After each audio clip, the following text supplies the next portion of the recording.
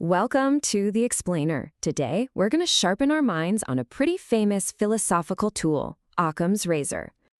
You've probably heard this phrase, or, some version of it. The simplest explanation is always the best. Sounds right, doesn't it?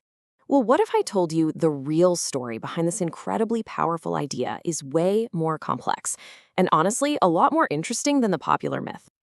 So this is the version we all kind of know, right? The pop culture version. Simple equals correct. But, and this is a big but, as we're about to find out, that is a really dangerous oversimplification of a much, much more nuanced idea.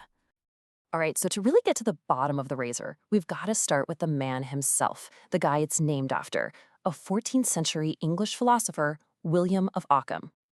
And here he is, William of Ockham, a Franciscan friar, a theologian, and, a pretty brilliant logician. His name is forever tied to this whole idea of simplicity, and honestly, for good reason. The guy was an absolute master at using this principle to just slice through overly complicated arguments. And this is the famous Latin phrase that's basically become his catchphrase. Entities must not be multiplied beyond necessity. This is the quote that supposedly defines his razor. But, well, there's a bit of a catch. Okay, so here's the big twist. He never wrote that. Yep, the most famous formulation of Occam's razor, you can't find it in any of his surviving works. It's a historical mix-up that's just stuck around for centuries. So that begs the question, right? If he didn't write it, who did? Well, it turns out the phrase itself was actually written by an Irish philosopher named John Punch, way later in 1639.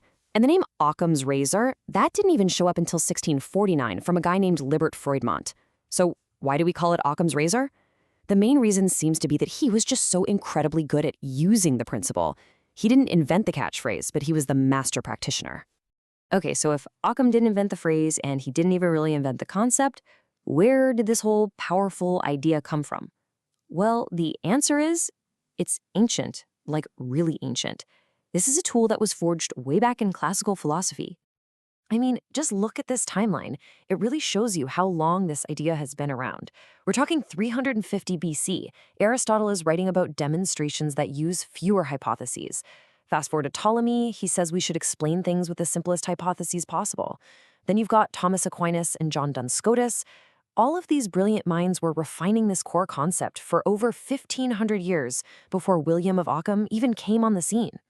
In fact, you can see a version of it right here in this manuscript from Duns Scotus.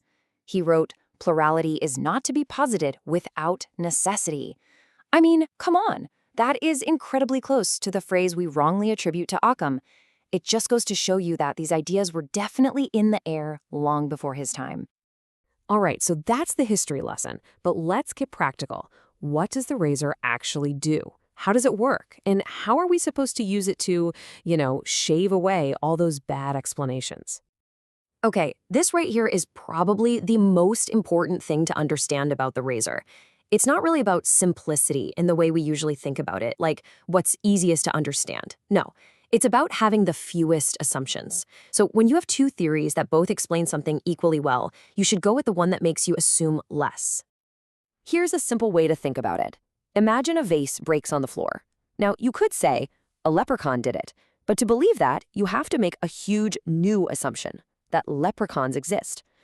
The razor tells you to just shave away that leprechaun assumption. The other explanation, that maybe someone just knocked it over, doesn't require you to invent a whole new category of being. It has fewer assumptions. And this is so important because it protects us from something called ad hoc hypotheses.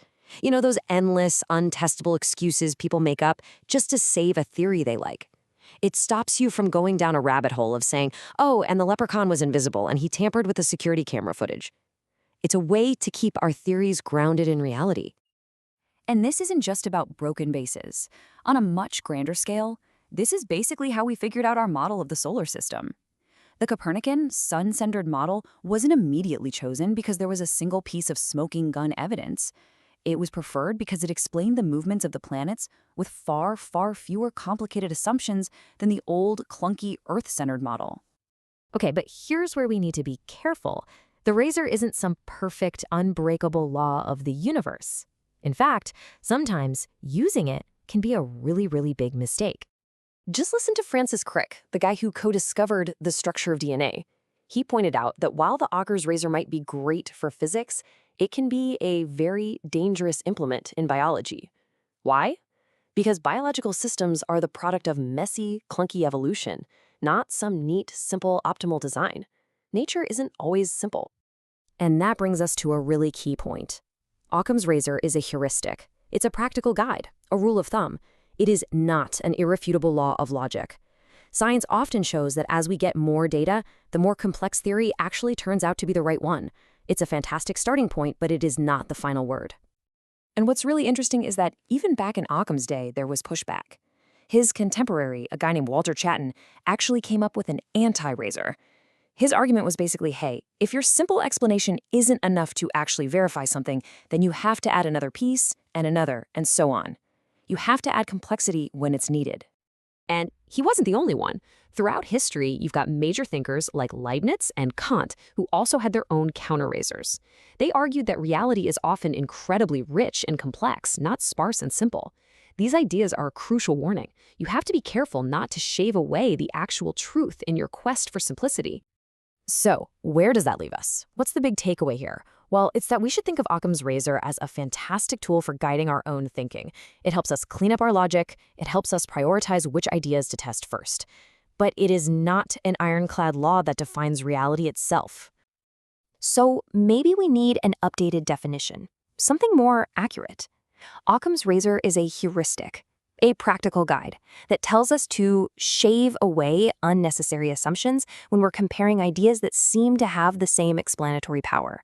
And why do we do that? To guide us toward the theory that is the most testable. So I'll leave you with this to think about. In our modern age of just overwhelming data and incredibly complex information, is the sharpest tool we have really a simple razor? When does this ancient principle actually help us find clarity?